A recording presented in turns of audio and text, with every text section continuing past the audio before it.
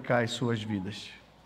Meus amados, nós temos sempre, todos os domingos, motivo de agradecer a Deus e por isso nos reunimos aqui para bendizer ao Senhor e agradecer a Deus pelo maravilhoso dom da vida e por sua redenção em Cristo Jesus. Por Deus ter nos amado, mesmo sendo nós pecadores, por Deus não ter desistido de nós, por Ele ter enviado o seu Filho, que encarnou, assumiu forma humana, virou gente como eu e você, enfrentou todas as dificuldades que a humanidade está sujeita por causa da queda. Como diz o escritor de Hebreus, foi tentado em todas as coisas a nossa semelhança, com uma diferença de nós: Ele não pecou. E como o justo, o inocente, se entregou ao Pai para ser sacrificado em nosso lugar, naquela cruz. Domingo passado, quando eu preguei sobre o mandamento, não roubarás, finalizamos o culto dizendo que não havia 2 ladrões ao lado de Jesus naquela cruz. Haviam 3 ladrões ali. E o ladrão do meio era eu e você. Aprendemos isso aqui. Mas nós fomos substituídos. Jesus tomou o lugar desse ladrão naquela cruz. E recebeu de Deus o castigo que hoje me traz a paz. O castigo que hoje traz a paz a todo aquele que nele creu, que depositou a sua confiança nele. E essa é a razão pela qual nós nos reunimos aqui, para agradecer a Deus. Porque o Filho de Deus assumiu forma humana e tomou o meu lugar naquela cruz, né? E o profeta Isaías diz que ele foi moído por causa das nossas transgressões. Ele foi esmagado por causa dos nossos pecados. E o castigo que nos traz a paz caiu sobre ele, né? E por causa disso nós fomos salvos, sarados da nossa condição de pecadores condenados, né? E essa é a razão pela qual nós nos reunimos todos os domingos, celebramos a sua vitória sobre a morte, a sua ressurreição, né? E nesse domingo também a gente tem um motivo especial, né? A nossa irmã Débora Dourado, com a sua turma de enfermagem de 1974, completando 50 anos de profissionalismo, né? Estão aqui alguns deles para louvar a Deus e agradecer a Deus por essa data importante na vida deles. E nós louvamos ao Senhor, né, por esses profissionais da saúde que cuidam da vida de pessoas, e isso expressa amor e cuidado.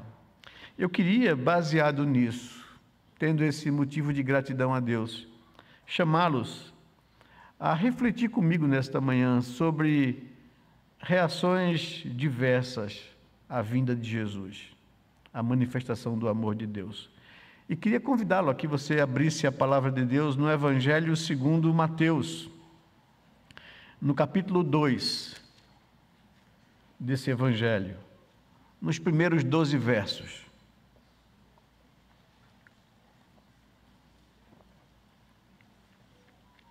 Evangelho segundo Mateus, capítulo 2, relata a visita dos magos do Oriente, dos sábios, dos eruditos que vieram de longe, porque tomaram conhecimento pelos seus estudos de que estava se cumprindo uma profecia, onde o Messias prometido nasceria diante do surgimento de uma estrela nos céus, que se moveria do Oriente até o Ocidente para anunciar a vinda do Messias. Diz o texto no verso 1 do capítulo 2 do Evangelho de Mateus, que tendo Jesus nascido em Belém da Judéia, nos dias do rei Herodes, eis que vieram uns magos do Oriente a Jerusalém e perguntavam: onde está o recém-nascido rei dos judeus? Porque vimos a sua estrela no Oriente e viemos para adorá-lo. Ao ouvir isso, o rei Herodes ficou alarmado, e com ele toda Jerusalém. Então Herodes convocou todos os principais sacerdotes e escribas do povo e lhes perguntou onde o Cristo deveria nascer. Eles responderam: em Belém da Judéia, porque assim está escrito por meio do profeta: e você, Belém, terra de Judá, de nenhum modo é a menor entre as principais de Judá, porque de você sairá o guia que apacentará o meu povo Israel. Com isto, Herodes, tendo chamado os magos para uma reunião secreta, perguntou-lhes sobre o tempo exato em que a estrela havia aparecido. E enviando-os a Belém, disse-lhes: vão e busquem informações precisas a respeito do menino. E quando o tiverem encontrado, avisem-me, para eu também ir adorá-lo. Depois de ouvirem o rei, os magos partiram. E eis que a estrela que viram no oriente ia diante deles, até que chegando parou sobre onde o menino estava. E vendo eles a estrela, alegraram-se com grande e intenso júbilo. Entrando na casa, viram o menino com Maria, sua mãe. Prostrando-se, o adoraram, e abrindo seus tesouros, entregaram-lhe suas ofertas: ouro, incenso e mirra. E tendo sido avisados por Deus em sonho, para não voltarem à presença de Herodes, os magos seguiram por outro caminho para a sua terra. Até aí, vamos orar ao Senhor. Pai amado, te louvamos de todo o nosso coração, porque o Senhor nos concede a oportunidade e privilégio de estarmos aqui em tua presença. Senhor, temos consciência que somos indignos de estar diante de um Deus santo e soberano, puro como tu és. Nós temos consciência de que nós somos pecadores e que os nossos pecados, às vezes cometidos por atitudes, às vezes por pensamento, às vezes por palavras, às vezes por omissão, Senhor, eles ofendem e agridem a tua santidade. Mas, ao mesmo tempo, nós louvamos ao Senhor por causa de Cristo Jesus, o nosso Redentor amado, o Salvador da nossa alma, que se deu na cruz por nós, que derramou o seu sangue para nos perdoar e nos purificar dos nossos pecados. E isso nos abre acesso à tua presença. Por isso nós te louvamos, Senhor, pelo privilégio de poder ouvir a tua palavra, recitá-la aqui conjuntamente com os nossos irmãos, cantar louvores ao teu nome, falar das tuas grandezas, contritos, confessar ao Senhor os nossos pecados e levantarmos na certeza de que somos perdoados por causa da suficiência do sangue do teu Filho naquela cruz. Louvamos o teu nome por isso. Consagramos ao Senhor nossas vidas, nossos dízimos, as nossas ofertas, como demonstração de que confiamos e sabemos que tudo o que temos provém da tua boa mão, Senhor. E prestamos ao Senhor gratidão por tudo isso. Agora, quando nós paramos para ler a tua palavra, quedamos silenciosos diante do Senhor e pedimos que o teu Espírito abra o entendimento do nosso coração. Fale a nossa vida, desafia-nos, ó Senhor Deus.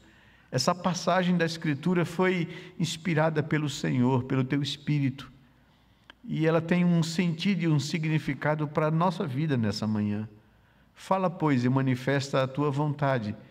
Tu conheces cada vida aqui presente, Senhor Deus. Fala aos nossos corações.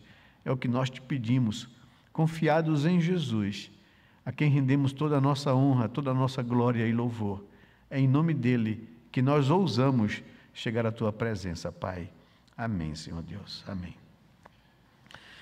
Gratidão é o que esses magos tinham no coração, pelo privilégio de entender que lhes fora revelado o cumprimento de uma promessa milenar, de uma promessa revelada a um povo específico, ao povo de Israel, quando Deus formou esse povo a partir de Abraão e fez desse povo o seu povo, e revelou-se pela escritura do Antigo Testamento a esse povo. E esses magos, que não eram israelitas, não eram judeus, eram de longe, né, de uma outra terra, de uma outra etnia, tiveram o privilégio que foi passado de geração em geração, de séculos em séculos, provavelmente por uma rainha que visitou Salomão há muito tempo atrás e teve acesso e conhecimento a essas verdades. Vieram para agradecer a Deus, né? Vieram para ver o cumprimento da promessa. E sei que, como nós falamos aqui, estamos aqui também e viemos aqui todos os domingos com essa consciência. E se perdemos isso no decorrer da nossa caminhada, eu gostaria que essa mensagem de hoje nos trouxesse de volta a isso. Todos os domingos, quando nós nos dirigimos à igreja, deveríamos ser tomados por esse sentimento de perplexidade, de admiração, de gratidão, por termos o privilégio de juntos nos achegarmos ao Deus Criador e adorarmos ao Senhor por sua bondade, por sua graça, por sua misericórdia, que nos foi revelada no cumprimento da promessa da vinda e da encarnação do seu Filho há 2000 anos atrás. E chegamos no mês de dezembro, e o mês de dezembro é tomado por essa aura, né? O Natal, as pessoas mudam até mesmo a atitude e o sentimento em relação aos outros. Nós ficamos mais humanos, mais solidários, mais sensíveis, e até procuramos reparar os nossos relacionamentos que foram quebrados ou manchados por algum tipo de conflito. Procuramos as pessoas para nos reconciliarmos, né? Renovamos os nossos votos de vida com Deus. Sempre é assim nesse período, né? Parece que uma aura mágica toma as pessoas. E eu gostaria de aproveitar esse momento para que a gente pudesse pensar sobre o que a Bíblia nos fala acerca do significado dessa data, do que ela representa. Ela não é uma data precisa, nós sabemos disso, né? Foi uma data incluída quando a igreja se tornou uma igreja imperial na idade antiga dela, quando Roma a tornou a religião oficial do império lá pelo IV século. A igreja aproveitou essa data que havia um culto pagão, solístico, né? E eles então trouxeram essa data, ou a celebração do nascimento de Jesus, para essa data, exatamente para desviar a atenção dos povos pagãos para um culto idólatra e tentar trazê-los para um motivo cristão, né? Apesar de não ser uma data precisa, eu acho que o significado e o sentido que ela quer trazer é importante. E por isso eu gostaria de usá-la para que a gente pudesse pensar sobre isso. Deus deseja que a gente celebre o seu amor, não somente no Natal, mas todos os domingos, porque é a manifestação desse amor, da ressurreição de Cristo, da sua vitória sobre a morte, da sua crucificação, da sua morte e do seu triunfo. E nós, então, e a cristandade toda se reúne nesse dia exatamente por esse motivo. O texto de Mateus capítulo 2, versos de 1 a 12, nos fala sobre o nascimento de Jesus. O texto narra a chegada dos magos a Jerusalém para prestar adoração ao recém-nascido rei dos judeus. A visita daqueles magos causou surpresa, tanto aos judeus, moradores de Jerusalém, que não se aperceberam de tão importante acontecimento. Todos foram surpreendidos. O texto diz que o rei Herodes e toda Jerusalém ficou estupefada, surpreendida com aquela notícia. Causou surpresa aos magos, que esperaram encontrar toda a Judéia em festa por tão glorioso acontecimento histórico, pois a nação de Israel esperava isso há séculos. Todo o Antigo Testamento apontava para isso. Eram as promessas de que Deus enviaria um que esmagaria a cabeça da serpente, que enviaria o Messias da raiz de Davi, da descendência de Davi, que reinaria para todo sempre. E os magos foram surpreendidos, porque em Jerusalém nada de festa, nada de compreensão do que significava esse dia. Todos não perceberam o que aconteceu. Causou surpresa ao povo, causou surpresa ao rei Herodes, causou surpresa aos magos. Os magos eram sábios conselheiros da realeza, eram eruditos, estudiosos. Eram provavelmente naturais da Babilônia, nas regiões da Mesopotâmia, hoje o Iraque. Eles eram estudiosos dos fenômenos astronômicos celestiais. Estudavam os astros, não astrologia, mas astronomia, planetas, universo. Eles nos dão a entender que aguardavam atentamente o cumprimento de uma profecia feita ao povo hebreu, contida na Torá, que apontava para um sinal no céu quando o nascimento do Messias prometido. Especificamente, o livro de Números, capítulo 24, verso 17. Uma profecia, de Balaão. Olha, um profeta ímpio, que queria amaldiçoar, foi contratado para amaldiçoar o povo de Deus. E Deus, todas as vezes que Balaão iria amaldiçoar, Deus colocava palavras na boca dele que abençoava o povo de Israel.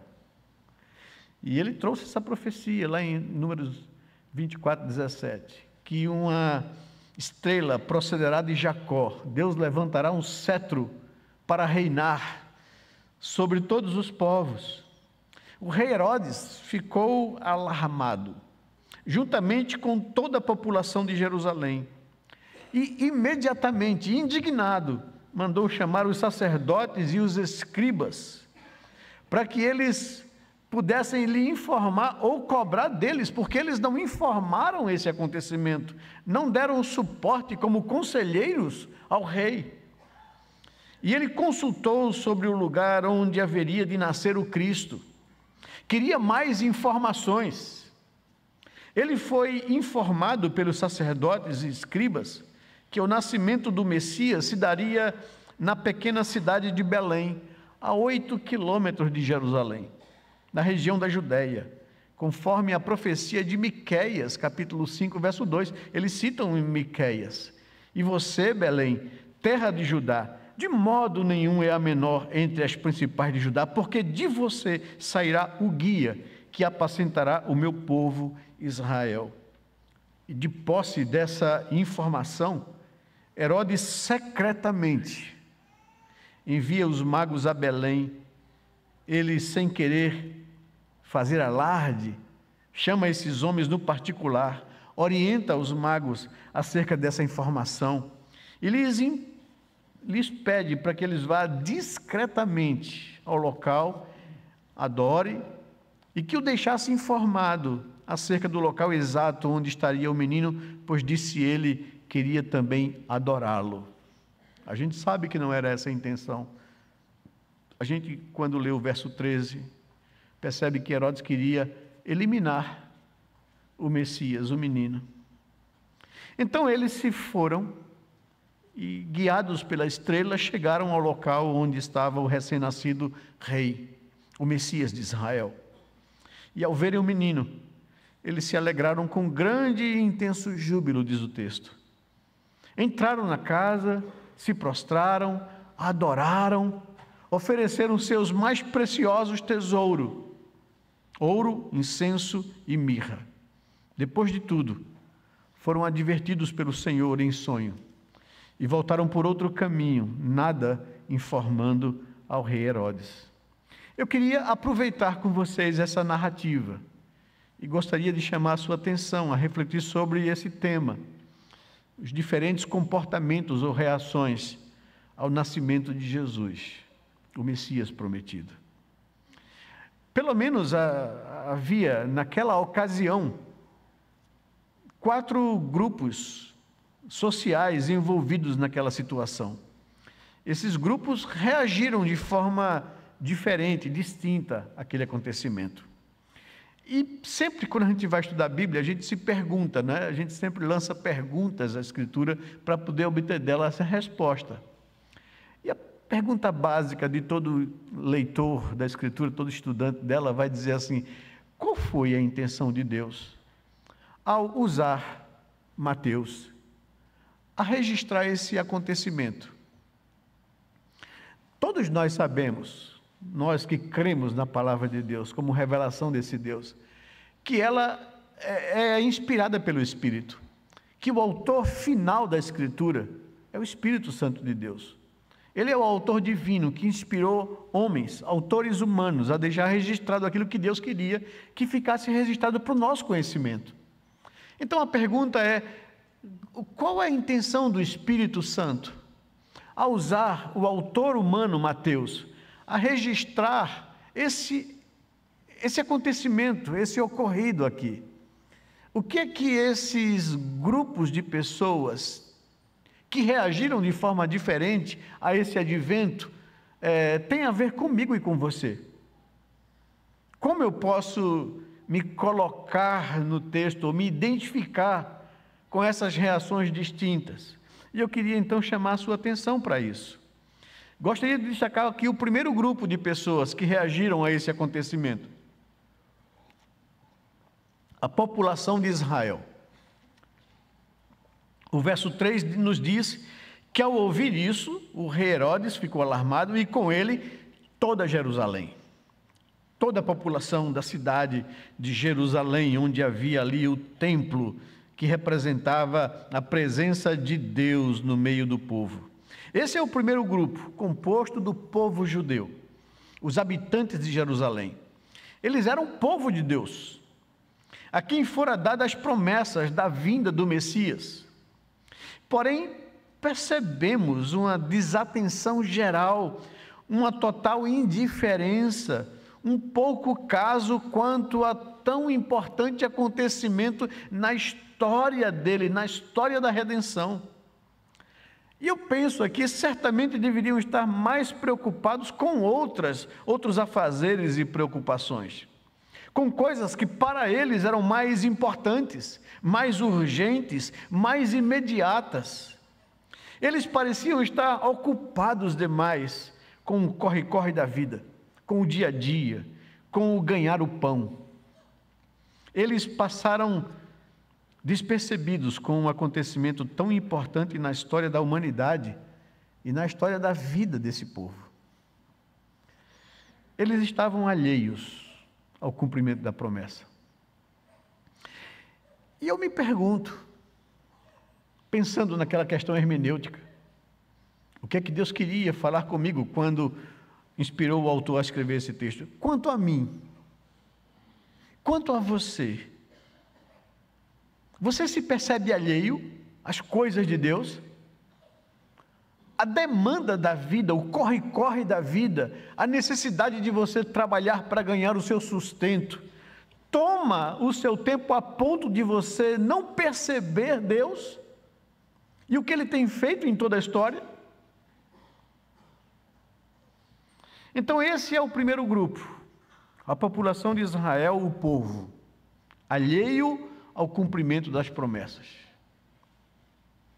Mas há um segundo grupo aqui envolvido nisso também, que eu gostaria de chamar a atenção, é a liderança religiosa de Israel.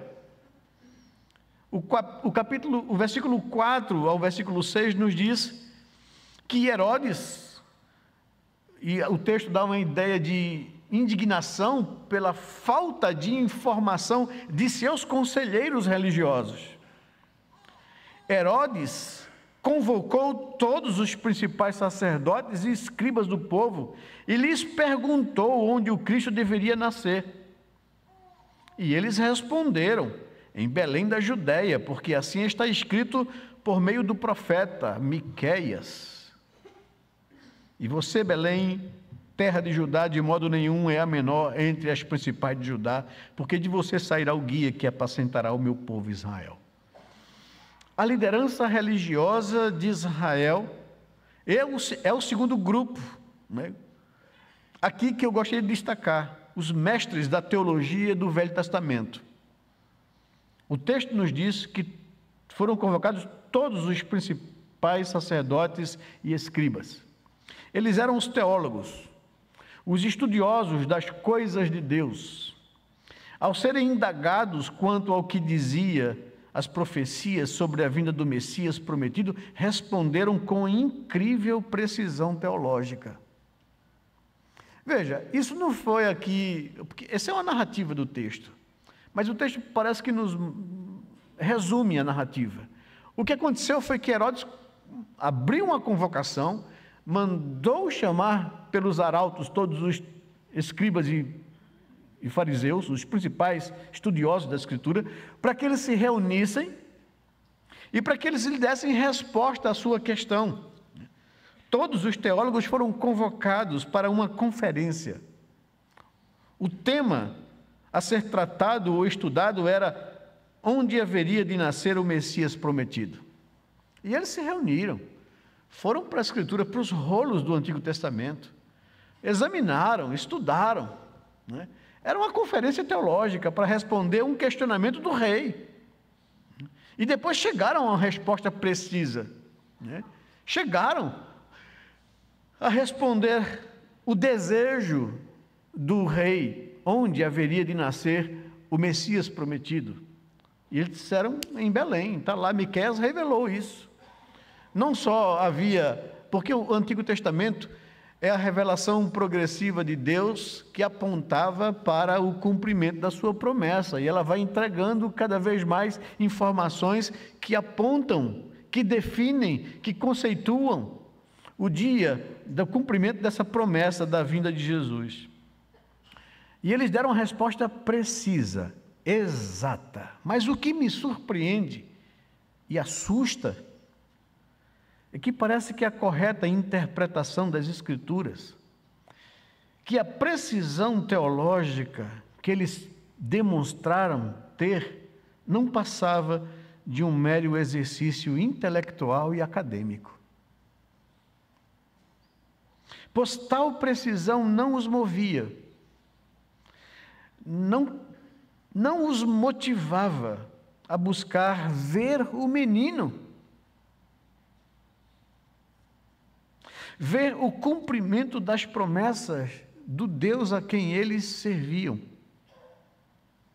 Assusta-nos tamanha indiferença e frieza espiritual dos teólogos da época. Parece que de tanto lidarem com o sagrado, de tanto lidarem com as coisas de Deus, acostumaram-se com isso. Caiu na zona comum. Aquilo não mais mexia com eles, não mais impactava o coração deles. As coisas de Deus já não lhes causava admiração, já não lhes causava alegria, prazer ou impacto. Eles haviam se acostumado com o sagrado. E eu lhe pergunto, será que nós não corremos o mesmo risco de nos acostumarmos com as coisas de Deus? De tanto virmos aos domingos na igreja e se tornar uma coisa comum, automática. Isso não mais aquece o nosso coração.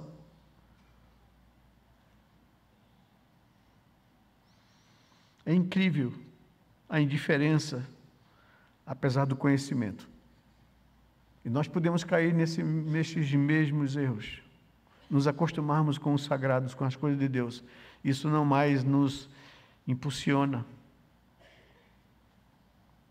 Mas há também aqui um terceiro grupo envolvido nessa situação, que é a liderança política de Israel. Temos a liderança política aqui apresentada ou representada pelo rei, pelo governante. Ele se demonstrou conhecer as promessas de Deus. Porém, ao invés de ter se alegrado com isso, se sentiu ameaçado pelo cumprimento dessa promessa de Deus. Ele temeu perder o seu poder político. Ele era rei em Israel. E agora aparecem esses magos dizendo que nós viemos conhecer o rei de Israel, o menino que nasceu, a promessa que se cumpriu. aquele que se assentaria no trono de Davi, do qual Herodes estava sentado. E ele se sente ameaçado pelo cumprimento dessa promessa. Ele temeu perder o seu poder político, a sua posição, o seu status. Ele temeu perder os benefícios que a sua posição lhe proporcionava. Agora, sentindo-se inseguro e ameaçado, e em sua louca ambição, ele usou o conhecimento revelado da Escritura para tentar matar o Messias. Matar o recém-nascido rei dos judeus, o Filho de Deus. Ele planejou matá-lo imaginando que poderia impedir o cumprimento dos eternos propósitos de Deus. Como se fosse isso possível. É a tamanha rebeldia no coração humano. Achar que ele pode controlar a vida, a história, e tentar ir contra o próprio Deus e os seus planos redentivos. Essa é a ousadia humana que se rebela contra Deus. Foi isso que aconteceu no Éden. O homem assumir ou levantar a bandeira da independência. Não preciso de Deus, eu dou conta da minha própria vida. Herodes faz essa loucura. E eu pergunto, se como ele nós nos sentimos de alguma forma ameaçados por Deus. Se de alguma forma, na nossa consciência de devedores e culpados, porque sabemos que somos pecadores, de alguma forma a gente se rebela ou a gente tenta dar conta da nossa vida e virar as costas para Deus, para os seus planos na nossa vida, se nós nos sentimos ameaçados por isso. Mas deixe-me destacar aqui o quarto grupo envolvido, para a gente não ficar só nisso, porque dá tristeza, não é? Viver a vida tão preocupado com o dia a dia e nos tornarmos alheios, ou frios e indiferentes, ou ameaçados pelos propósitos de Deus. O quarto grupo aqui são os de fora da aliança. É o último grupo composto aqui, daqueles que vêm de fora, daqueles que não eram alvos da promessa, daqueles que não conheciam a palavra de Deus, aqueles que não eram alvos dessas promessas, os magos do Oriente. Eles, mesmo não tendo a revelação de Deus, do Velho Testamento, a não ser essa pequena porção de Números, capítulo 24, verso 17,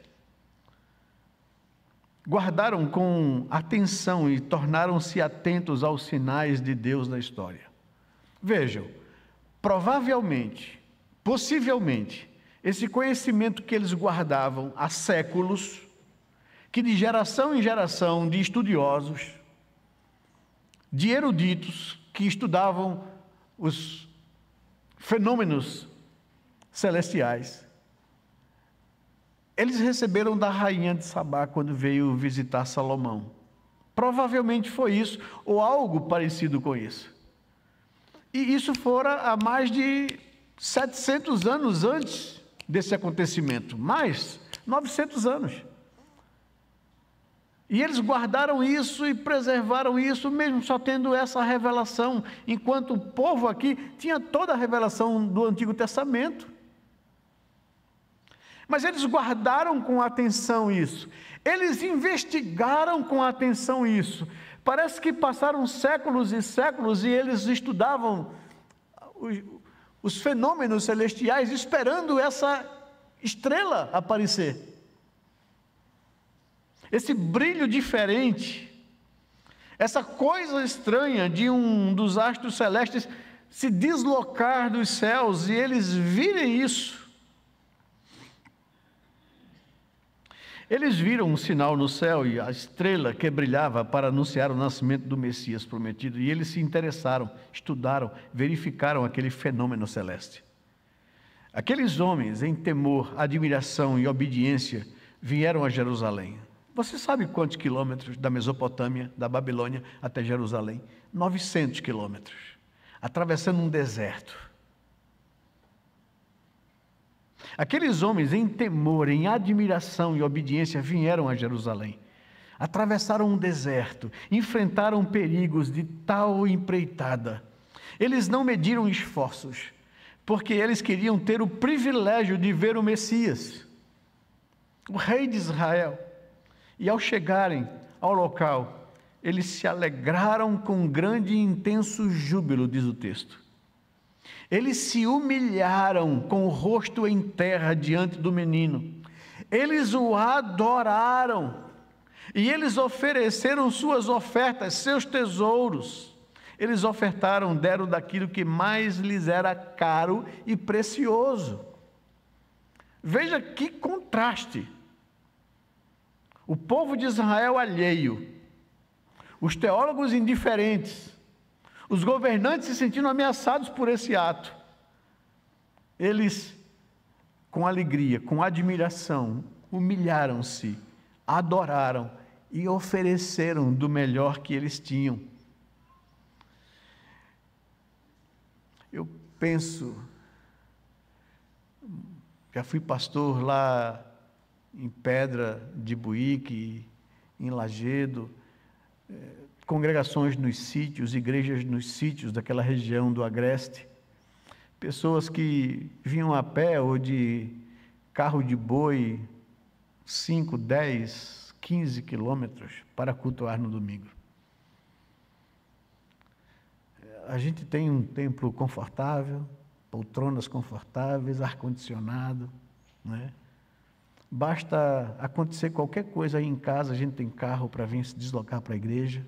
Basta qualquer coisa que a gente diz, não vou não. Hoje amanheci cansado. Aqueles homens atravessaram o deserto, enfrentaram perigos de assaltos, de feras. Vieram carregados de tesouros, porque queriam ver o Messias prometido, o cumprimento da promessa de Deus.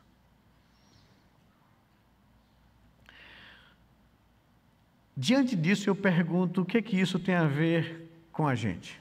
Ou você pode estar se perguntando, o que é que isso tem a ver comigo, pastor? Que lições nós poderíamos tirar desse texto da Escritura para as nossas vidas? Quanto a nós, ao nos aproximarmos da igreja, onde a gente celebra a manifestação desse amor de Deus, ou se aproximar dessa data cristã, festiva do Natal, quais são os sentimentos que habitam o nosso coração? Com quais desses grupos nós poderíamos nos identificar nessa manhã? Talvez eu sei que enquanto expunha essas verdades aqui, o Espírito Santo de Deus falou ao seu coração. Talvez você, puxa vida, como é que vai meu coração em relação a esse espelho da palavra de Deus, que me expõe, que me coloca diante de Deus? Qual tem sido os sentimentos que habitam o nosso coração diante de tão glorioso acontecimento?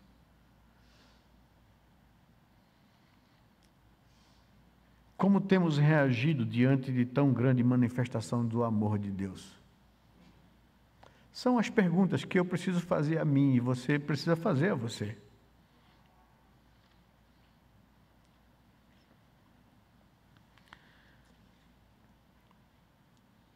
Eu pergunto a você, que coisas lhe apaixonam nessa vida? Pelo que arde o seu coração? Quais as coisas em que mais tenho gasto o meu tempo, as minhas energias? São as coisas de Deus? É Ele que é a minha razão de existir? Eu sempre me lembro de um acontecimento, isso me marcou muito, na história de Billy Graham, grande evangelista, conselheiro de vários presidentes americanos, pelo menos uns 7.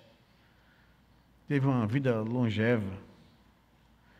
Quando Apolo 11, em 1969, pousou na Lua, e o astronauta norte-americano Neil Armstrong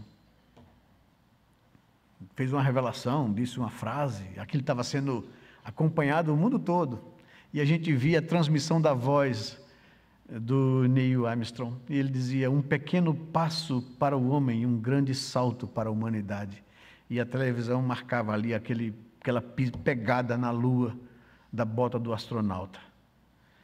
O presidente Richard Nixon, recém-eleito, aproveitou para tirar dividendos políticos daquela conquista mundial.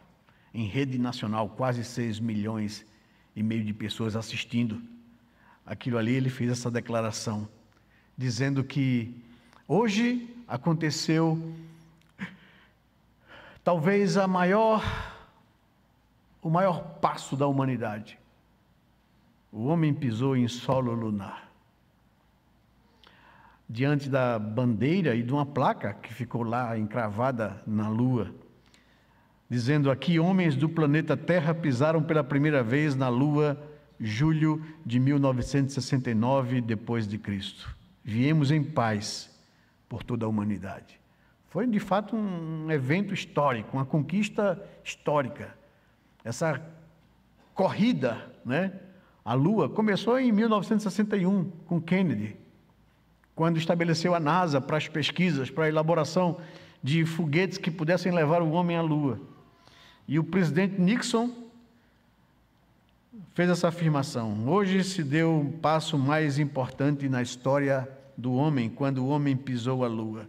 Billy Graham, que tinha acesso direto a esses presidentes, ligou para a Casa Branca, para o presidente Richard Nixon, e disse a ele: eu queria parabenizá-lo, presidente, pela conquista.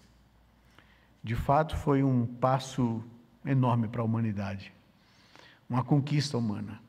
Mas deixe-me ousá-lo corrigir numa coisa.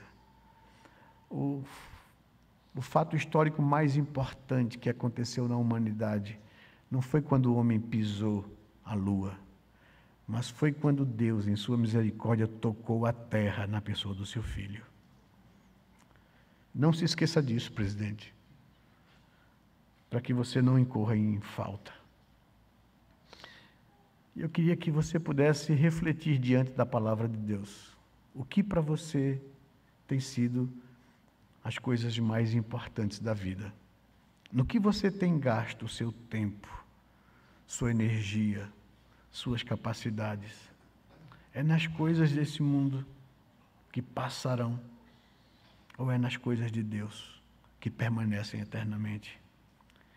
Que o nosso coração possa ser tomado de gratidão, que o nosso coração possa ser grato a Deus, que Deus possa nos abençoar.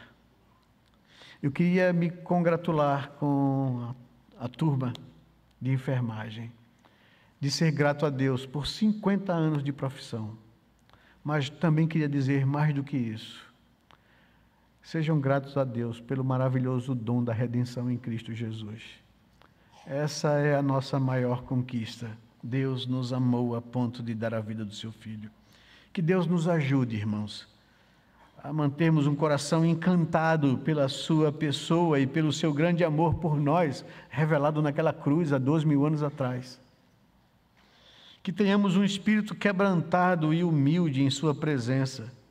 Que vivamos as nossas vidas cheios de júbilo e alegria, assim como aqueles magos do Oriente. Que possamos adorá-lo em sua majestade e que possamos consagrar a Ele tudo aquilo que somos e tudo aquilo que temos de mais precioso em nossas vidas. Que Deus possa ser a pessoa mais importante e o alvo, o objetivo da nossa gratidão e da nossa adoração na vida. Amém?